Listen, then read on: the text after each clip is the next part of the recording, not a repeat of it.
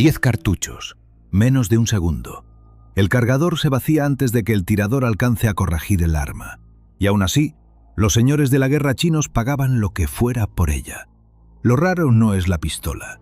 Lo raro es quién la estaba fabricando. El 5 de mayo de 1919, las potencias con intereses en China firmaron un acuerdo de embargo de armas. Gran Bretaña, Francia, Estados Unidos, Japón, Rusia y España. Sobre el papel, el objetivo era decente. China se despedazaba entre gobernadores provinciales que ya no obedecían a nadie y financiaban ejércitos privados con impuestos, opio y aduanas. Cortarles el armamento occidental parecía la vía más rápida para reducir el número de muertos. El texto prohibía fusiles, prohibía ametralladoras, prohibía material de guerra en cantidad, pero dejaba una categoría entera fuera del papel: las pistolas. En la letra del acuerdo eran armamento policial, y un Estado necesita policía. Nadie levantó la mano. Lo que nadie discutió fue qué ocurría cuando a una pistola se le acoplaba una culata de madera. La Mauser C96 llevaba en el mercado desde 1896. Cargador fijo de 10 cartuchos delante del gatillo, cargado con peine desde arriba. Cañón largo, cartucho 7,63 x 25, rápido, plano, capaz de atravesar a un hombre a distancias donde otras pistolas ya no servían. Y una funda de madera que no era solamente funda. Se encajaba en la parte trasera de la empuñadura y convertía el arma en una carabina corta que se disparaba desde el hombro. Montada era un arma de infantería. Guardada en su cajón era una pistola. En la aduana solo contaba la segunda definición. En China la bautizaron con un nombre que se le quedó pegado durante medio siglo: el cañón de caja. Los cajones salían de Hamburgo, de Bilbao, de Pasajes, rotulados como equipo policial, como herramienta, como piezas sueltas. Un funcionario portuario abría el manifiesto, lo comparaba con la carga y estampaba el sello. Todos los eslabones de esa cadena sabían lo que había dentro. Ninguno estaba cometiendo un delito. Y aquí la historia se tuerce. El fabricante original no podía aprovechar su propio mercado. Alemania había perdido la guerra. El Tratado de Versalles no se limitó a recortarle el ejército. Bajó al detalle de lo que su industria podía producir. Las pistolas destinadas al Estado alemán y al mercado interno no podían tener cañones de más de 100 milímetros ni estar recamaradas en 9 milímetros. Mauser pasó buena parte de los años 20 cortando los cañones de sus propias pistolas a 99 milímetros y marcándolas con el año 1920 para demostrar que cumplían. De ahí salió la variante de cañón corto que los coleccionistas conocen hoy como bolo. Mientras la fábrica de Oberndorf medía cañones contra un tratado, al otro lado del mundo crecía un mercado gigantesco, sin control y sin reglas. A poco más de 1000 kilómetros de allí había una ciudad que no le debía nada al Tratado de Versalles. Eibar, en el País Vasco, llevaba siglos haciendo armas. Pero lo que la volvió peligrosa para Mauser no fue la tradición. Fue lo que aprendió entre 1915 y 1918. Francia perdía pistolas más rápido de lo que podía fabricarlas. Le encargó a un taller eibarrés, Gabilondo y Urresti, un diseño sencillo derivado de una Browning, la Ruby.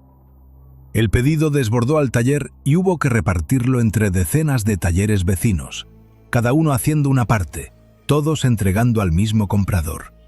Cientos de miles de pistolas. Eibar salió de esa guerra con una habilidad muy específica: tomar el diseño de otro, descomponerlo en operaciones simples y producirlo en volumen a un costo que el autor original no podía igualar. Faltaba un detalle, menos visible y mucho más importante: la legislación española de patentes. Copiar la C96 en Eibar no era contrabando ni piratería clandestina. Era legal, a plena luz, con el nombre del taller grabado en el acero. En diciembre de 1927, una firma de Eibar llamada Beistegui Hermanos presentó una solicitud de patente. No por una pistola nueva, por mejoras. Se adelantó por meses a Unzeta y compañía, la fábrica de Guernica que trabajaba exactamente en lo mismo. Y ahí está la decisión que define todo lo demás. Beistegui podía copiar la C96 pieza por pieza. La ley se lo permitía. Tenía los planos delante, tenía el arma sobre la mesa, tenía la maquinaria. Y decidió no hacerlo. Porque el mecanismo interno de la C-96 es una de las piezas de relojería más obstinadas que se han montado dentro de un arma corta. Se ensambla prácticamente sin tornillos. Las piezas se sostienen unas a otras, encajadas, y salen en un orden que hay que aprender de memoria. El cañón y el cajón de mecanismos no son dos partes unidas, sino una sola pieza de acero forjado. Es una obra maestra, y es carísima de mecanizar. Beistegui hizo dos cosas que ningún ingeniero de Oberndorf habría firmado. Al cañón lo separó del cajón de mecanismos y lo enroscó. Al cerrojo, de sección cuadrada en la Mauser, lo pasó a sección cilíndrica. Dos concesiones. Sobre el papel, una copia peor de un arma mejor. En la práctica eran las dos piezas que le iban a permitir a un taller vasco de unas pocas decenas de operarios hacer algo que la fábrica más prestigiosa de Alemania no lograría hasta 4 años más tarde. En Eibar, el cañón era una pieza aparte. Se torneaba en otra máquina, en otro banco, incluso en otro taller de la misma calle. Si salía defectuoso, se descartaba el cañón y nada más. En Oberndorf, un error en la última operación arruinaba el bloque entero, y con él el trabajo de varios días.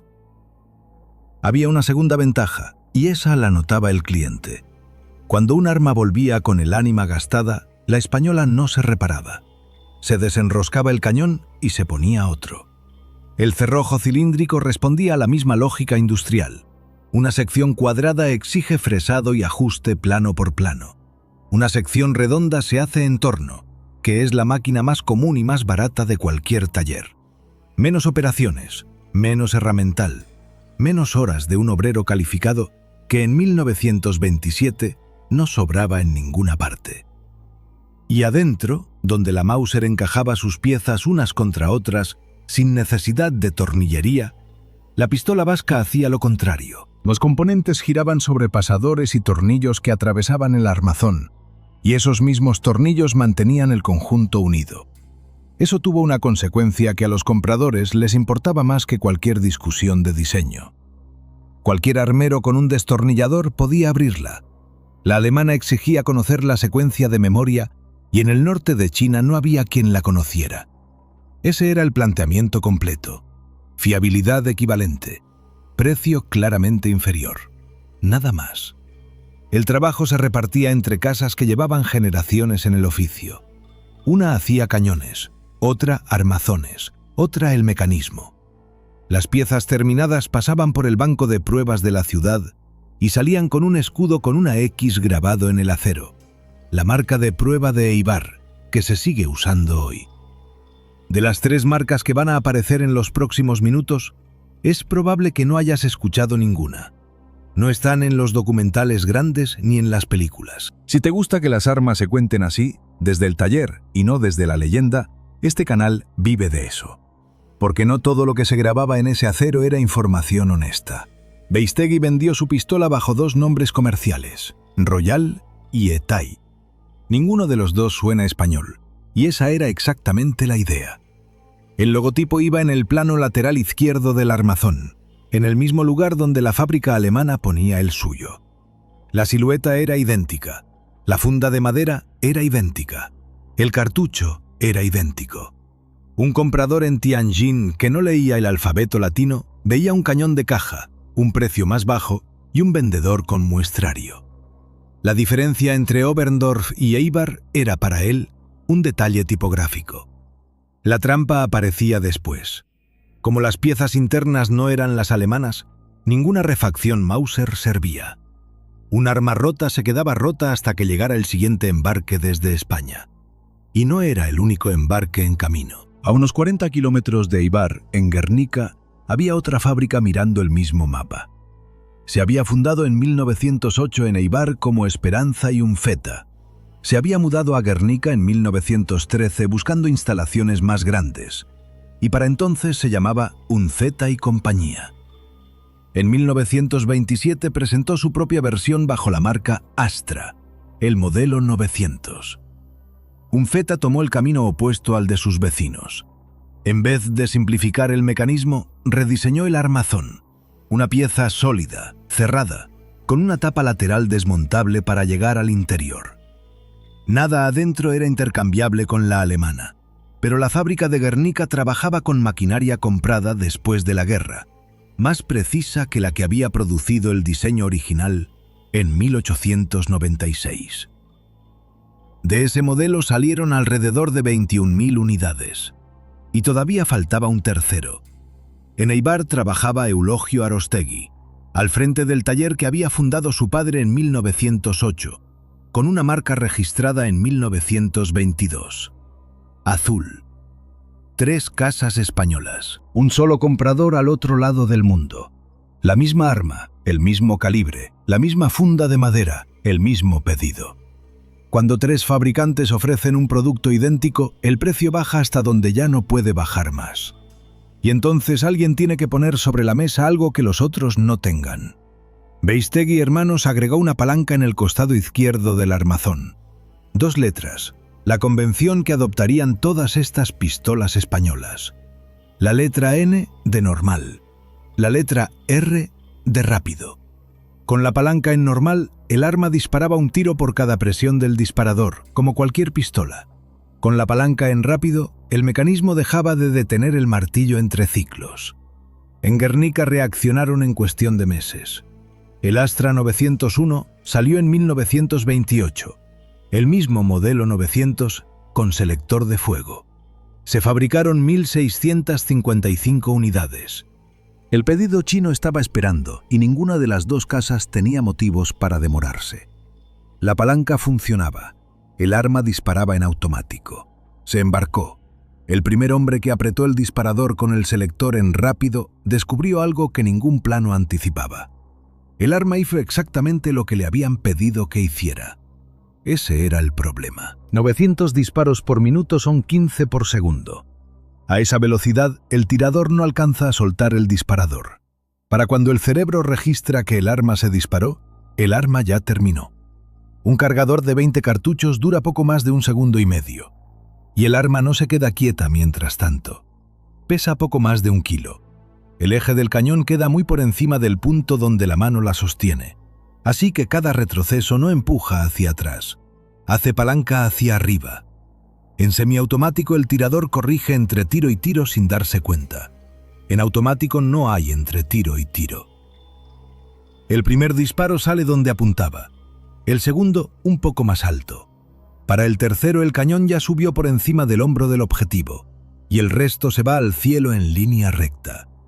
La funda de madera acoplada al hombro ayudaba, pero menos de lo que promete la teoría. Repartía el peso y daba un tercer punto de apoyo, y aún así, el arma seguía siendo demasiado ligera para absorber 15 impulsos por segundo. En China encontraron una salida que ningún ingeniero europeo habría escrito en un manual. Giraron el arma 90 grados. Sostenida de costado, con la ventana de expulsión hacia arriba, el retroceso deja de levantar el cañón y empieza a barrerlo hacia el lado. Contra un hombre sigue siendo un desperdicio de munición. Contra una fila de hombres a 15 metros, en un patio o un callejón, ese barrido lateral era exactamente lo que hacía falta. Es el mismo gesto que un siglo después el cine convirtió en cliché sin que casi nadie recuerde de dónde salió. En Eibar y en Guernica atacaron el problema por el otro extremo. Si el arma vacía el cargador en un suspiro, hay que ponerle más cargador. El Astra 902 apareció en 1928 con cargador fijo de 20 cartuchos y el cañón alargado. Más masa por delante, más tiempo antes del vacío. Se fabricaron 7.075 unidades hasta 1933 y fue el arma de fuego selectivo más vendida que produjo Guernica en toda su historia. En 1932 llegó el 903, con cargador extraíble de 10 o 20, 160 milímetros de cañón y algo más de 1,2 kg de peso. 3.082 unidades. Beistegui, mientras tanto, había puesto en producción en 1930 la versión que definiría a la casa, el modelo militar 1931. En el acero iba grabado simplemente MM31. Pesaba alrededor de 1,4 kg, más que la alemana.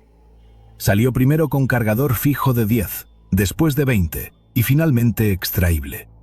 Se hicieron unas 10.000 unidades en 4 variantes sucesivas hasta 1934. Y entonces, por fin, reaccionó Oberndorf. Mauser le encargó el trabajo a Joseph Nickel, un ingeniero austríaco de la casa, y lo terminó de afinar Karl Bestinger. El resultado salió a la venta en 1932 con el nombre de Schnellfeuer, la C96 con selector de fuego, cargador extraíble y el prestigio de la marca original detrás. 4 años después de que un taller vasco hiciera lo mismo, y con exactamente el mismo defecto. La Schnellfeuer disparaba a un ritmo tan alto como las españolas.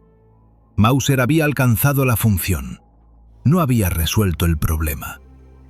La respuesta comercial de Beistegui a la llegada del gigante fue de una frialdad admirable. En lugar de defender su producto, lo adaptó. Rediseñó sus últimas M31 para que aceptaran copias del cargador Mauser. El razonamiento era impecable. El comprador chino respetaba la marca alemana. Muy bien, que comprara el arma española y la alimentara con cargadores del competidor, conseguidos en cualquier parte.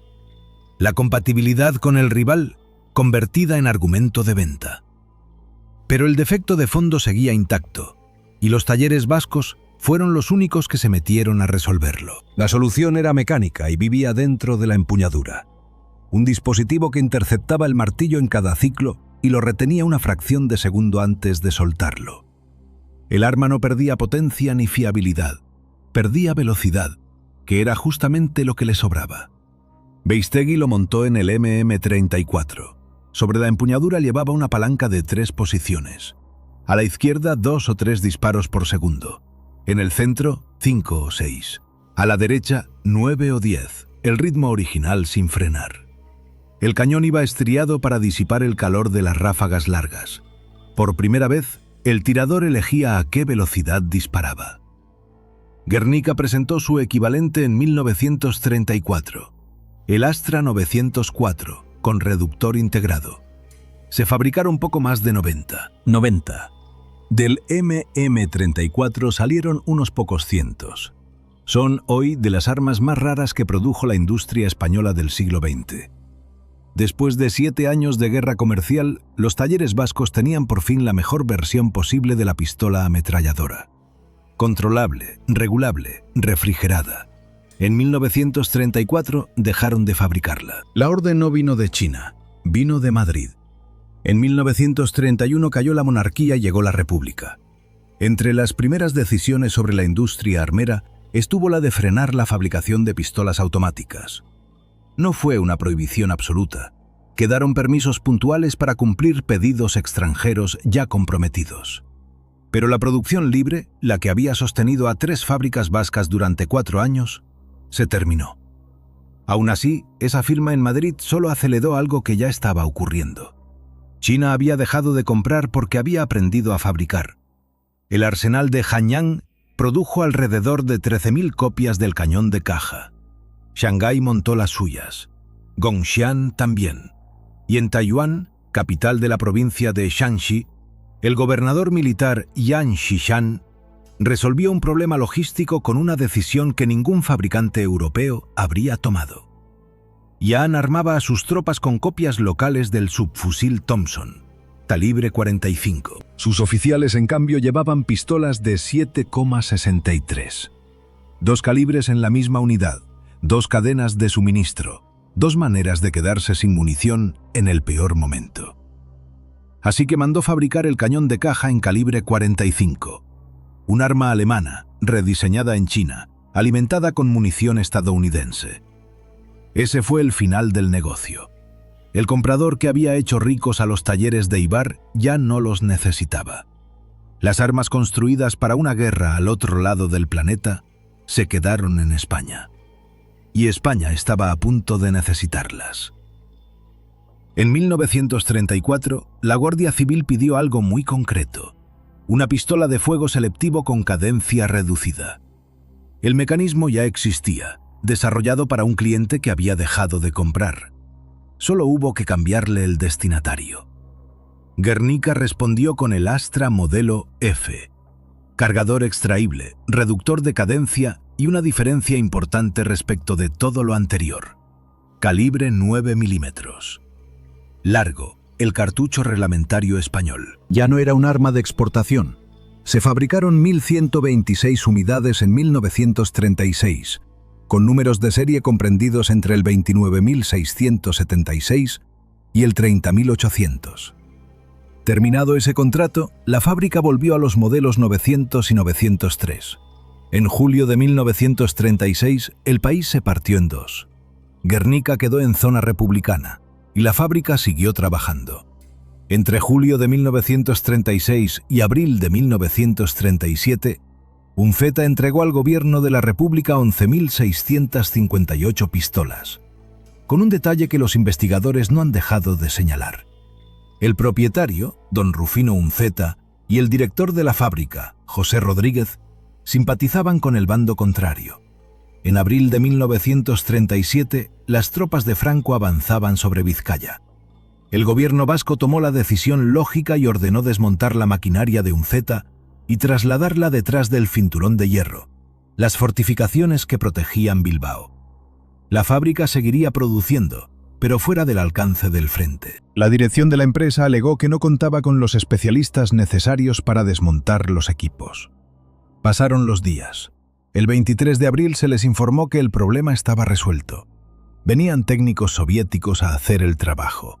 El 26 de abril era lunes, día de mercado en Guernica.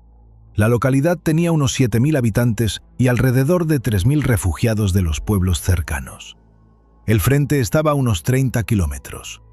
Por su puente sobre el río Oca pasaba buena parte de lo que se movía en esa dirección. Tropas en retirada, carretas, familias enteras. La ciudad no era ingenua respecto de lo que se venía. Talleres de Guernica, la otra fábrica de armas del municipio, había construido 2 refugios antiaéreos en septiembre de 1936, con muros de 1 metro de espesor y un techo falso encima para que no se identificaran desde el aire. Esa tarde llegó la Legión Cóndor alemana, acompañada por la aviación italiana. El bombardeo duró alrededor de 3 horas. Las cifras todavía se discuten. Los recuentos más conservadores hablan de una tercera parte de las construcciones destruidas. Otros llegan a 3/4 partes. Los muertos van desde unos 150 hasta más de 1.600, según la fuente. 3 días después, las tropas nacionales entraron en la ciudad. Y aquí aparece el hecho que ninguna versión de esta historia consigue explicar del todo. El puente sobre el Oca no fue alcanzado. La casa de juntas quedó en pie. El árbol de Guernica también. Y las 2 fábricas de armas del municipio, UNCETA y compañía y Talleres de Guernica, sobrevivieron con daños limitados. Hay una explicación material y perfectamente razonable. Ambas estaban en las afueras, y el peso del ataque cayó sobre el centro. Es la lectura que sostiene buena parte de la historiografía, y no exige suponer nada. Pero la secuencia sigue ahí, ordenada por fechas en los archivos. Una fábrica que abastecía al gobierno, dirigida por hombres que preferían al otro bando. Una orden de traslado, una demora justificada por falta de personal técnico. Un aviso, el 23 de abril, de que ya venían quienes iban a desmontarla. Y el 26 de abril, una ciudad en ruinas alrededor de 2 edificios intactos. Eibar cayó ese mismo mes. Cuando el frente pasó por encima de la ciudad, Beistegui Hermanos dejó de fabricar armas.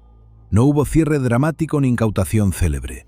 La línea del MM-31 se detuvo y no volvió a arrancar nunca.